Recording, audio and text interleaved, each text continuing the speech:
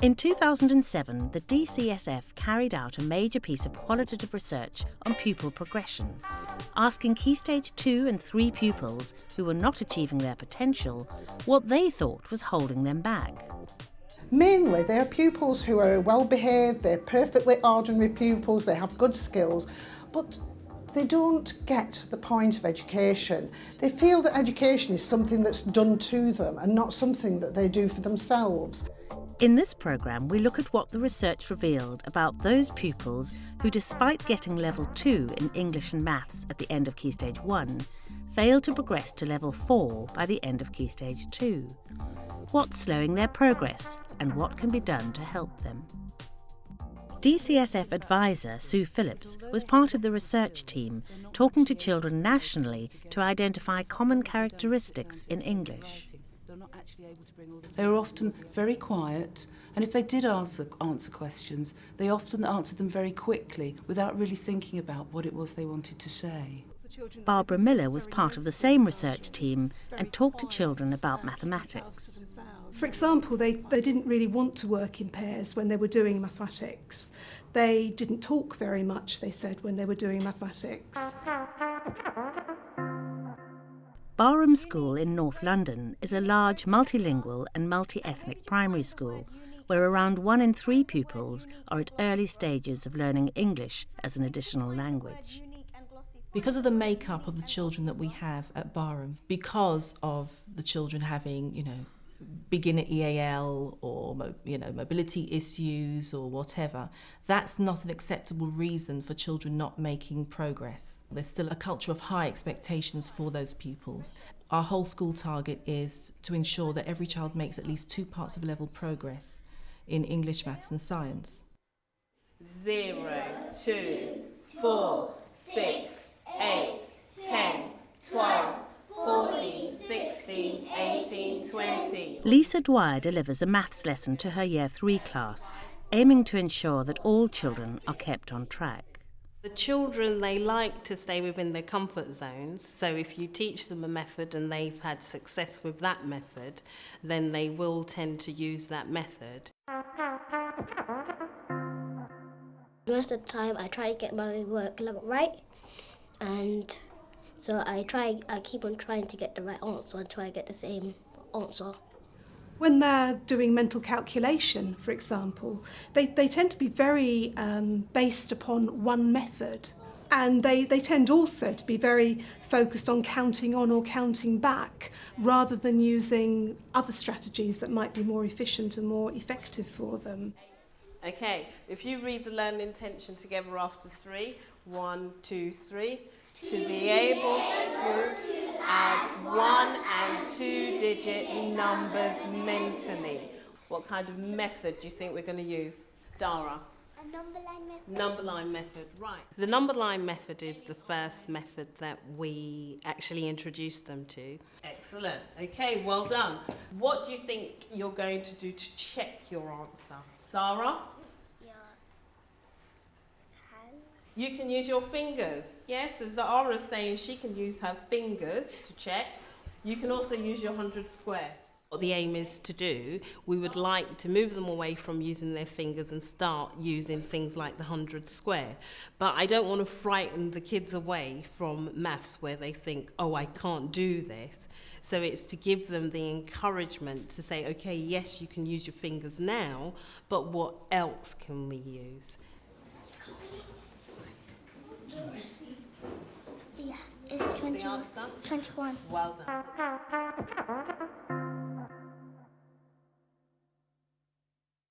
Ticks sometimes. It might our teachers might have written something. We should have neat handwriting. And they were really quite focused on wanting to get answers right. So they'd want to do quite a lot of work in their books, but they saw success as getting a lot of ticks in the books and not getting crosses. They didn't like it if they got things wrong. And add the 2 to make 29. Okay, why have we got this 5 here? Are we adding on 5? No, we're adding on 4. during lessons, so the children don't always rely on getting the right answer, we use whiteboards. So that means their recording is their own recording. They'll be able to check with their partner as well. And it's also about putting hands up and things like that, so targeting questions to certain children as well. Even if you get them wrong, you might learn from the corrections and the answers. And you might get, and next time you have that piece of work, you might get it right again. 16, well done. Should we check that? 7, come on then. If they weren't helping themselves, you'll see constant putting up hands, Miss, I don't understand, Miss, can you help me? But we've got them into the routine of working as a group, helping each other out. Sometimes I try to do it, and if I can't do it, then I ask my partner, and if he doesn't know or she, I put my hand up, and then my teacher, she might put an example on the board. Then I do the rest by myself.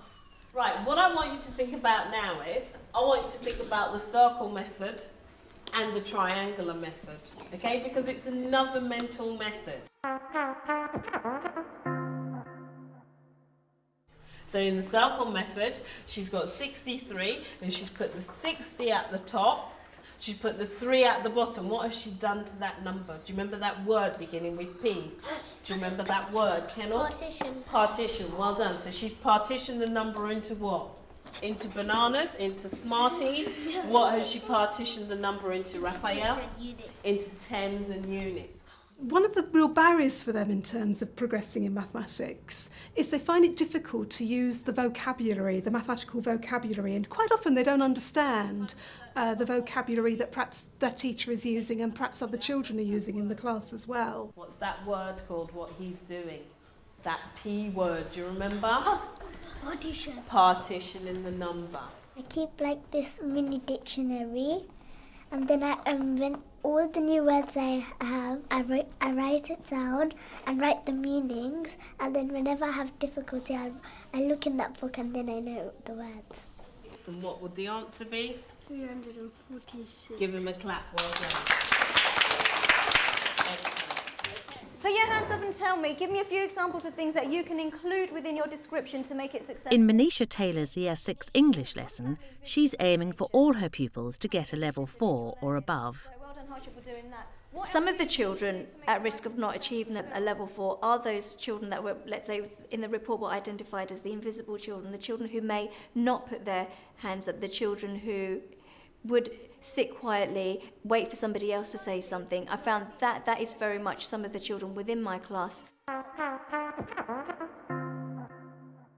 What else do you need to include to make your writing successful? Viral? Use adjectives. What all pupils need to make progress from level 2 to level 4 is clear, achievable targets that are relevant to them, personal to them, and that they know what they need to do to achieve those targets. So you know that we're going to be describing a setting. Put your hands up at this stage. Who is a green light at understanding the things that they can include within their writing? Who's an orange light? Anybody a red light? If they're confident in terms of what they're learning about, they will be more willing to put their hand up and say, well, actually, I do know how to do this. What could you use within the classroom? What resource tool within the classroom can you use to help you find adjectives? The word wall. Well done. You can use a word wall over there. Anything else? You can use the word mat here. You can use, yep, everybody's got a word mat on their tables as well. If you do provide a stimulating environment within your classroom where it is visual and interactive, and it actually promotes the children to become independent, they will become independent. I don't really like planning because sometimes I find it hard to think of ideas and put it into one place. In terms of writing, they might be quite good at spelling, they might have superficially good handwriting, they certainly had very good ideas, but when they tried to put it into one piece of writing, they struggled orchestrating all of those ideas together at the same time. Sometimes I don't plan because I have ideas that I just want to write down straight. Look on your desks. You can see here A planning frame.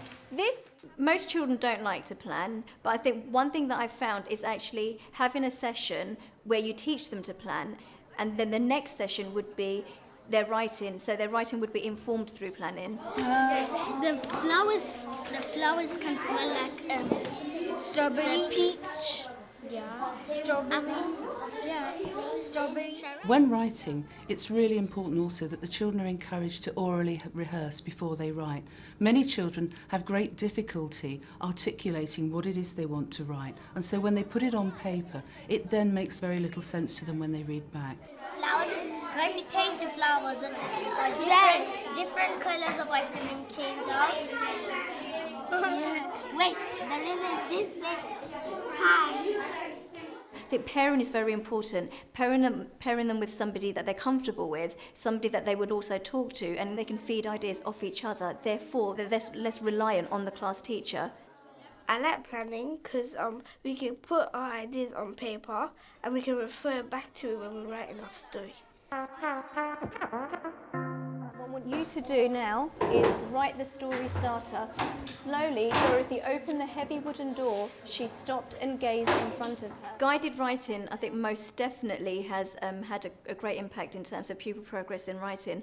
What I found is that where, if I'm targeting a group and I'm actually guiding what they are doing, they're a lot more focused. You know, they've got a lot more structure in terms of what they need to write about and what they need to include. And then what we're going to do is look at your plans and think about how you can use the ideas from your plans in your writing. Okay? When children had finished a piece of writing, what they often didn't want to do or were quite reluctant to do was go back and reread the piece of writing.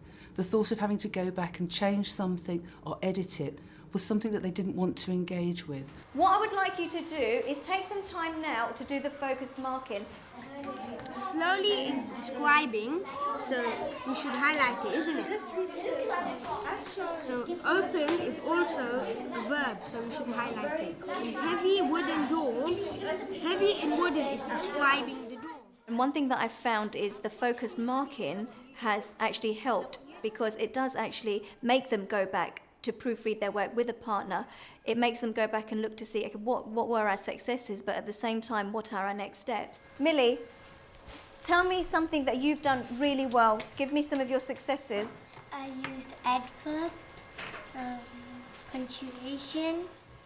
Tell me your next steps. What did you find you need to include next time? Full stop and comma. Well done. Fantastic. Timing is everything, because there's no point in worrying about what they haven't achieved in year 6. If we keep on track, not just year by year, but term by term, and making sure that they make the expected level of progress, then there shouldn't be an issue in year 6. If you can catch a child quickly as you see them fall off trajectory, I think that's infinitely preferable to letting them fall behind and then catch up, perhaps at the end of term or in the next time the catch-up lessons are on. So for me, intervention that's quick, timely, short and sharp works much better.